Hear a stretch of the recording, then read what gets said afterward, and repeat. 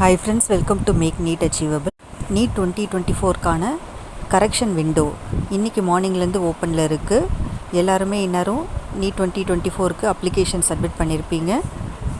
நீங்கள் ஏற்கனவே அப்ளை பண்ண அப்ளிகேஷன் ஃபார்மில் ஏதாவது கரெக்ஷன்ஸ் தேவைப்பட்டதுன்னா, எக்ஸாம்பிள் நேம் ஆதார் பிரகாரம் இல்லை, father's name, mother's name, date of birth, gender, எந்த ஃபீல்ட்ஸு கரெக்ஷன் தேவைப்பட்டாலும் இந்த கரெக்ஷன் விண்டோவை நீங்கள் யூஸ் பண்ணிக்கலாம்.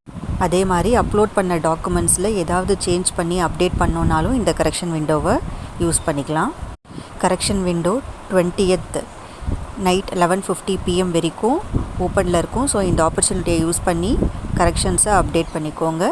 எந்தெந்த ஃபீல்ட்ஸை கரெக்ட் பண்ணலாம் அப்படின்றது ஏற்கனவே NTA கிளியராக சொல்லியிருந்தாங்க. நம்மளுடைய மொபைல் நம்பர், இமெயில் ஐடி நீங்கள் என்ன கொடுத்தீங்களோ அந்த ரெண்டை தவிர எந்த ஃபீல்டை வேணால் நீங்கள் அப்டேட் பண்ணிக்கலாம். எந்த டாக்குமெண்ட்ஸை வேணால் நீங்கள் அப்லோட் பண்ணிக்கலாம் சேஞ்ச் பண்ணி. இப்போ அதுக்கான ஸ்டெப் பை ஸ்டெப் ப்ரொசீஜர் பார்க்கலாம். ஏற்கனவே நீட் அப்ளிகேஷன் நீங்கள் போட்டிருப்பீங்க. அதே நீட் NTA வெப்சைட்டில் போய்க்கோங்க. நீட் NTA வெப்சைட் ஓப்பன் பண்ணிக்கோங்க. இதில் இங்கே இந்த கிளிக் ஹியர் டு லாகின் இதை கிளிக் பண்ணிக்கோங்க. நம்ம அப்ளிகேஷன் ஃபில் பண்ணுறப்போ ஒரு லாகின் பேஜ் வந்தது இல்லையா, இதில் application number, password, security pin கொடுத்து உள்ளே லாகின் உள்ளே போய்க்கோங்க.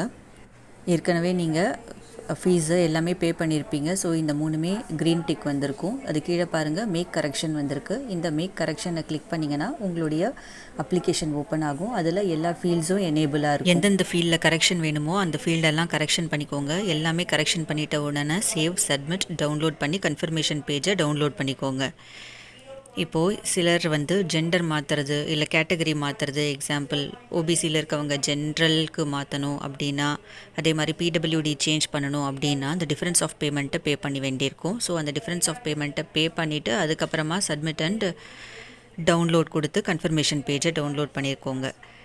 இதுதான் இந்த ஸ்டெப் பை ஸ்டெப் ப்ரொசீஜர். இந்த வீடியோ பிடிச்சிருந்ததுன்னா ஒரு லைக், ஷேர், கமெண்ட், சப்ஸ்கிரைப் பண்ணிக்கோங்க. அப்போ தான் யூடியூப் இந்த வீடியோவை யாருக்கெல்லாம் தேவையோ அவங்களுக்கு கொண்டு போய் சேர்க்கும். Thank you.